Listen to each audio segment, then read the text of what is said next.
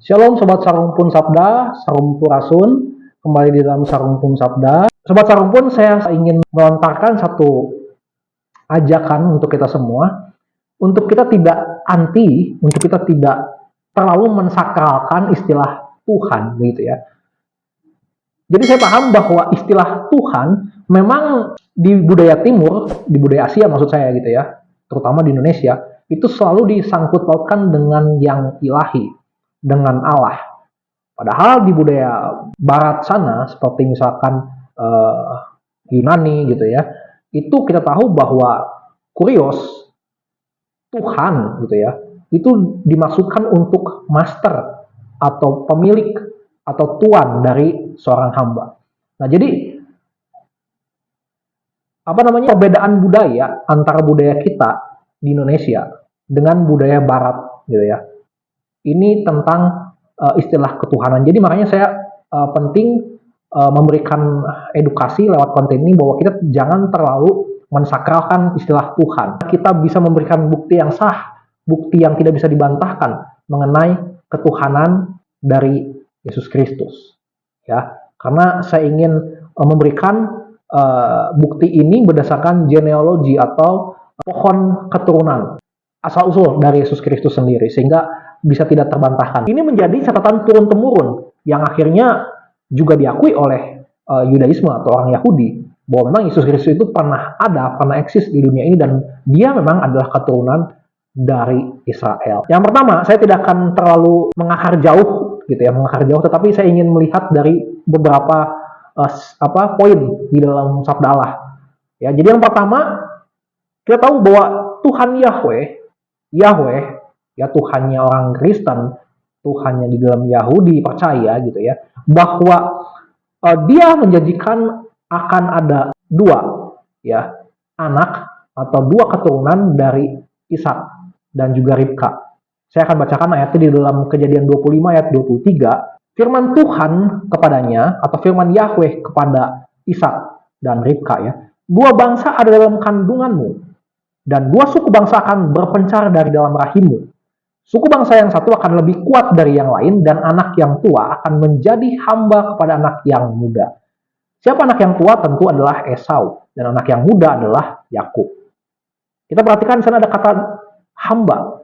Kalau saya akan perlihatkan nanti di dalam terjemahan Septuagintanya menjadi doulos ya. Di dalam tradisi Yahudi maupun Yunani yang merupakan sentral dari budaya atau tradisi dari Alkitab sendiri ya.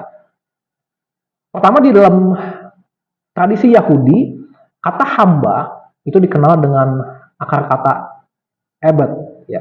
Itu selalu berkaitan dengan sang tuan, sang pemilik, yaitu Adon ya. Makanya kita kenal Adonai, sebutan untuk sang Yahweh, sang Tuhan. Nah, setelah itu di tradisi Yunani Perjanjian Baru, hamba selalu digunakan kata doulos, dan selalu juga dikaitkan dengan master, tuan, yaitu kurios. Namun uniknya, seperti yang saya sudah katakan Sobat Sarumpun, bahwa di dalam budaya Yunani, budaya Barat ya, tuan di sana, kurios di sana juga berarti atau dapat diartikan sebagai Tuhan ya. Namun ingat, di sini kita tidak sedang membicarakan Tuhan yang ilahi, tetapi Tuhan sang pemilik hamba, sang penguasa hamba, sang penguasa budak ya. Artinya bisa saja itu adalah Tuhan, itu di situ adalah manusia ciptaan seperti saya, seperti kalian. Sang Tuhan itu diwakilkan oleh Yakub tadi ya. Sedangkan sang hamba diwakilkan oleh kakaknya, yaitu Esau, yang akan menghambakan dirinya kepada Yakub sang Tuhan. Sedangkan Yakub adalah sang Tuhan yang memperhambakan hambanya, yaitu Esau. Nah, di sini kita tahu bahwa salah satu contoh atau bukti penggenapan dari janji Yahweh ini adalah peristiwa Daud ketika dia memperbudak orang-orang Edom, keturunan Esau. Daud merupakan keturunan dari Yakub. Setelah itu ada peristiwa Yahweh yang kemudian kembali ya menguatkan janjinya, mengulang janjinya, menyampaikan janjinya kepada keturunan dari Ishak yaitu Yakub, ya. Dia mengatakan bahwa raja-raja atau kerajaan itu akan berasal dari kamu Yakub, bukan dari Esau. Nah, jadi artinya dari Yakub nanti akan ada raja, akan ada satu kerajaan yang memerintah. Artinya kalau kita tahu bahwa nanti Yakub itu punya 12 anak laki-laki, di situ akan ada salah satu yang akan menjadi raja atas saudara-saudaranya. Setelah itu Yakub kemudian menggenapi janji dari Yahweh atau mentaati janji dari Yahweh. Buktinya apa? Buktinya di dalam Kejadian 49 ayat 8, di situ Yakub memilih Yehuda sebagai anaknya yang akan menjadi Tuhan, menjadi tuan atas saudara-saudaranya. Saya bacakan Kejadian 49 ayat ke-8 ya. Yehuda, engkau akan dipuji oleh saudara-saudaramu, tanganmu akan menekan tengkuk musuhmu, kepadamu akan sujud anak-anak ayahmu. Ya, siapa anak-anak ayahmu? Tentu saja adalah ke-11 saudara-saudara dari Yehuda. Dari sini kita tahu ya Sobat Sarumpun bahwa kalau tadi Yahweh memberikan janji bahwa keturunan dari Yakub ini akan ada seorang raja yang memerintah, akan ada lahir raja-raja, dan kemudian Yakub sendiri memilih Yehuda sebagai Tuhan atas saudara-saudaranya, sebagai kurios atas saudara-saudaranya, maka artinya apa? Maka artinya raja di dalam genealogi atau garis keturunan Yakub dan Yehuda itu dianggap sebagai Tuhan atau bisa disamakan dengan Tuhan. Ya, ini bukan bikin-bikinan manusia ya, Sobat Sarumpun, tapi ini adalah janji dari Yahweh. Tapi ingat, Tuhan di sini bukan atau belum Tuhan yang bersifat ilahi, masih Tuhan yang bersifat manusiawi atau duniawi. Berarti dalam konteks keturunan atau genealogi dari Yehuda dan Yakub, kita bisa menggunakan kata ketuhanan untuk menggantikan kata kerajaan. Ya. Atau menggunakan kata Tuhan untuk menggantikan kata raja. Setelah itu kemudian ada Raja Daud yang lahir dari keturunan kerajaan atau ketuhanan dari Yakub dan Yehuda. Ya, kenapa ini terus berlanjut? Kenapa tongkat kerajaan ini terus berlanjut? Karena di dalam Kejadian 49 ya tadi ayat ke-10 saya bacakan, tongkat kerajaan tidak akan beranjak dari Yehuda ataupun lambang pemerintahan dari antar kakinya sampai dia datang yang berhak atasnya. Maka kepadanya akan takluk bangsa-bangsa. Nah, Sobat Sarumpun ya, kalian yang beriman kepada Yesus Kristus sebagai Tuhan, apakah di situ bangsa Yehuda, kerajaan Yehuda itu sudah menaklukkan bangsa-bangsa? Sebaliknya, justru nanti Yehuda yang akan takluk kepada satu bangsa. Jadi artinya wajar kalau akhirnya tongkat kerajaan itu jatuh kepada Daud yang adalah keturunan dari ketuhanan atau kerajaan dari Yehuda. Ya.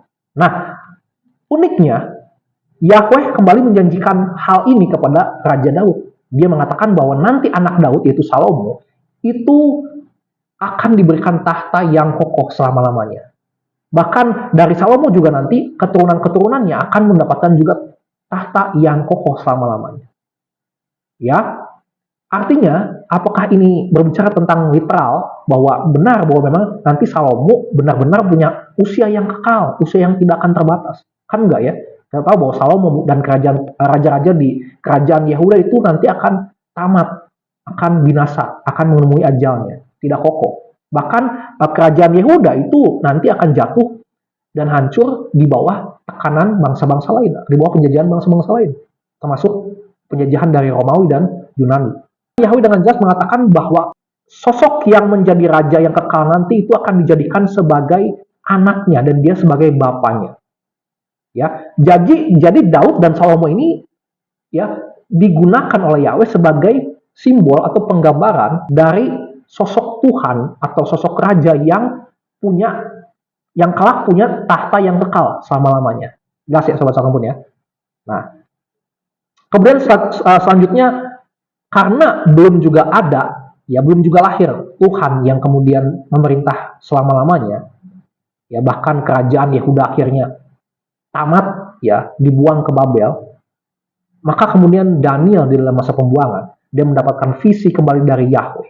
Dia mendapatkan penegasan kembali janji Yahweh bahwa akan ada anak manusia ya Perhatikan, akan ada anak manusia yang datang kepada yang lanjut usianya, di sana dikatakan di dalam Daniel 7 ayat ke-12. Kemudian Bapak di sorga ini atau yang lanjut usianya ini memberikan kuasa kepada anak manusia ini untuk menjadi raja atau menjadi Tuhan. Dan ketuhanannya ini dan kerajaannya ini akan kekal selama-lamanya, tidak akan musnah. Dan kerajaan atau ketuhanan inilah yang kemudian juga sama yang digambarkan atau yang didapatkan oleh Daniel ketika dia menafsirkan mimpi Nebukadnezar di dalam Daniel 2 ayat 44. Ketika itu Daniel berkata bahwa nanti akan tiba saatnya bahwa ada satu kerajaan yang menghancurkan kerajaan-kerajaan lain di dunia, dan kerajaannya adalah kerajaan yang kekal. Ya. Nah, setelah itu, ya, tidak berhenti di situ, Yahweh kembali berjanji kepada Nabi Yesaya. Yesaya pasal 9 ayat ke-5 dan 6. Sebab seorang anak telah lahir untuk kita, seorang putra telah diberikan untuk kita, lambang pemerintahan ada di atas bahunya, dan namanya disebutkan orang penasihat ajaib, Allah yang perkasa, Bapa yang kekal, Raja damai. Besar kekuasaannya dan damai sejahtera tidak akan berkesudahan di atas tahta Daud dan di dalam kerajaannya, karena ia mendasarkan dan mengokohkannya dengan keadilan dan kebenaran dari sekarang sampai selama-lamanya. Ini jelas berbicara tentang kerajaan yang kekal, yang tidak akan binasa. Lagi-lagi Yahweh menjanjikan bahwa anak manusia, yaitu sang Tuhan, sang Raja, yang turun dari ketuhanan atau kerajaan dari Yakub dan Yehuda nanti akan memerintah dengan kekal. Ya. Tapi pertanyaannya, apakah di dalam perjanjian lama, di dalam zaman nabi-nabi itu, akhirnya datang sang Raja atau sang Tuhan yang kemudian memerintah selama-lamanya, yang kemudian kerajaannya atau ketuhanannya itu kekal selama-lamanya? Apakah Tuhan itu akhirnya lahir ke dunia? Jawabannya tentu tidak. Makanya ada perjanjian baru, ya. Semua raja-raja, semua Tuhan yang lahir atas yang berkuasa atas hamba-hambanya di dunia itu binasa, menemui kebinasaan, menemui maut, ya. Bahkan kerajaan Yehudanya atau ketuhanan Yehuda itu sendiri binasa, ya, mati, hancur di tangan musuh-musuhnya. Nah, makanya berarti janji Yahweh ini belum tergenapi di dalam perjanjian lama. Di dalam perjanjian baru kita melihat ada catatan yang ditulis oleh Matius dan Lukas tentang genealogi atau garis keturunan, catatan turun-temurun tentang seorang anak manusia yang bernama Yesus Kristus. Matius pasal pertama itu jelas, dan juga dicatat di dalam Lukas pasal ketiga ayat yang pertama dan ayat 31 sampai 33 itu jelas dikatakan bahwa Yesus itu adalah anak dari Yehuda, anak dari Yakub, ya. Jadi artinya Yesus itu berasal dari ketuhanan atau keturunan dari Yakub dan Yehuda. Nah, ini menarik, ya. Ini semakin menarik ketika Yesus Kristus sendiri berkata di dalam Yohanes pasal ke-18 ayat ke-36, ya. Jawab Yesus, kerajaanku bukan dari dunia ini. Jika kerajaanku dari dunia ini, pasti hamba-hambaku telah melawan. Ya. Ini mengindikasikan apa, sobat sarumpun? Yesus Kristus mengatakan bahwa bentuk form kerajaannya itu bukan di dunia ini, tetapi di surga. Surga berbicara tentang kekal, tentang ilahi. Ya. Ketuhanan Yesus itu bukan dari dunia ini, tapi dari atas, dari surga. Makanya dia tidak butuh pengakuan dari dunia. Dia tidak perlu pembelaan dari dunia. Ya. Di dalam Yohanes 8 ayat 23, Yesus juga mengatakan bahwa dia bukan berasal dari bawah, seperti kita, seperti manusia, tapi dia berasal dari atas, dari surga. Jadi di sini kita tahu, sobat sampun, meskipun Yesus memang tidak menyangkal bahwa dia punya form, bahwa dia punya bentuk Tuhan, Raja dari Yehuda dan Yakub, Yesus punya DNA dari Yakub dan Yehuda yang adalah Tuhan waktu itu. Secara fisik waktu itu mereka sudah binasa, Yakub dan Yehuda. Tetapi Yesus Kristus juga mengatakan, bukan hanya itu saja, dia punya ketuhanan, dia punya kerajaan yang formnya, yang bentuknya ilahi. Kenapa? Karena dikatakan bukan dari dunia ini, tetapi dari surga. Ya, bukan dari dunia yang dapat binasa, tapi dari surga yang bersifat kekal atau ilahi. Nah, jadi di sini sobat Salmon kita tahu bahwa ketuhanan Yesus Kristus, ya, keadonayan atau Kuriosnya Yesus Kristus itu bersifat ilahi, bukan lagi bersifat duniawi, seperti yang dimiliki oleh Yehuda dan Yakub. Yehuda dan Yakub betul, mereka adalah Tuhan waktu itu atas saudara-saudaranya. Saudara-saudaranya menjadi hamba atas mereka menjadi Tuhan atas saudara-saudaranya, tapi mereka binasa. Yesus Kristus tidak demikian. Dia katakan bahwa saya bukan berasal dari dunia ini. Kerajaan saya, ketuhanan saya berasal dari atas. Artinya, form, bentuk ketuhanan Yesus Kristus. Kuriosnya Yesus Kristus itu bersifat ilahi. Jadi nggak berlebihan kan kalau kita sebut Yesus Kristus yang adalah kurios, Yohanes 13 ayat 13. Kamu menyebut aku adalah guru dan Tuhan. Perkataanmu adalah benar. Di situ kan master, di situ kan kurios, bukan theos. Ini sudah terbantahkan dengan penjelasan genealogi bahwa Yesus Kristus ya bukan hanya Tuhan atas segala hamba-hamba dunia, tapi dia juga adalah Tuhan kurios yang punya kerajaan sorga yang ilahi. Apakah itu manusia? Apakah itu Tuhan biasa yang Tuhan atas segala hamba-hamba di dunia ini? Bukan.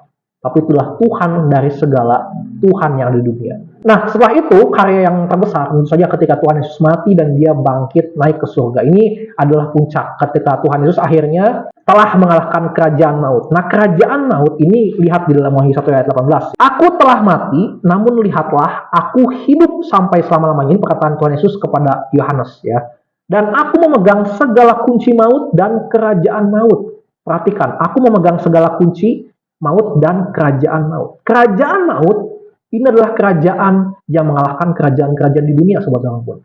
Kerajaan-kerajaan di dunia musnah, binasa karena mereka mengalami maut, mengalami kematian. Tapi Yesus Kristus punya kunci.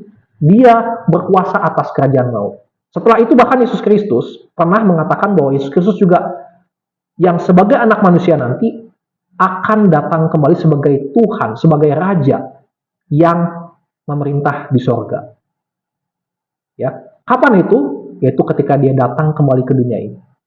Ya, dia memberikan orang-orang yang dikehendakinya untuk menerima bagian dari kerajaan sorga. Itu Matius 25 ayat 34. Jadi kerajaan sorga sendiri itu bersifat ilahi, kekal. Yesus Kristus sendiri ketuhanannya bersifat ilahi. Jadi pas. Yesus Kristus kepada Yohanes mengatakan bahwa memang inti dari kerajaan sorga ini adalah tentang Allah dan Yesus Kristus. Ya, artinya tentang keilahian, tentang ketuhanan dari Yesus Kristus. Ya, semua orang-orang, semua raja-raja di bumi itu nanti akan melayani Yesus Kristus. Wahyu 21 ayat 22 sampai 24. Jadi tidak ada lagi raja-raja nanti selain hanya Yesus Kristus. Tidak ada lagi Tuhan-Tuhan atas hamba selain daripada Tuhan Yesus. Sampai sini akhirnya kita bisa mengetahui bahwa memang janji Yahweh sudah tergenapi. Ya, apa janji Yahweh itu? Bahwa akan lahir Tuhan yang punya tahta yang kokoh. Dan Tuhan itu adalah Tuhan yang berasal dari ketuhanan Yakub dan juga Yehuda. Ya, yang punya form, punya bentuk Tuhan Yakub dan Yehuda. Namun yang punya form ketuhanan yang ilahi. Ya, yang punya form kerajaan sorga, di sorga bukan di bumi ini. Dan itu dimiliki hanya oleh Yesus Kristus sendiri. Tidak dimiliki oleh raja-raja, atau Tuhan-Tuhan, atau tuan-tuan, atau kurios yang lain. Nah, saya akan menutup dengan kesaksian Rasul Petrus di dalam 2 Petrus 1 ayat 11. Dengan demikian kepada kamu akan dikaruniakan hak penuh untuk memasuki kerajaan kekal, yaitu kerajaan Tuhan dan Juru Selamat kita, Yesus Kristus. Jelas, sobat sahabat ya. Jadi, berbahagialah kita yang percaya kepada Yesus Kristus, karena lewat genealogi, lewat riwayat catatan turun-temurun itu tidak terbantahkan bahwa Yesus Kristus memang punya form, punya DNA ketuhanan Yakub dan juga Yehuda yang merupakan penggenapan janji dari Yahweh. Kedua, Yesus juga punya form ketuhanan kerajaan yang ilahi, yang kekal, yang juga merupakan penggenapan janji dari Yahweh. Jelas, ya, Yesus Kristus adalah Allah itu sendiri. Karena tidak ada manusia, tidak ada raja, tidak ada Tuhan lain yang bisa menyamai apa yang dimiliki oleh Yesus Kristus kecuali Allah itu sendiri. Terpujilah Allah Tritunggal, Bapa, Putra, dan Roh Kudus. Dan ini semoga menjadikan kita semakin teguh di dalam iman kita pada Yesus Kristus. Haleluya, Tuhan Yesus memberkati. Sampurasun.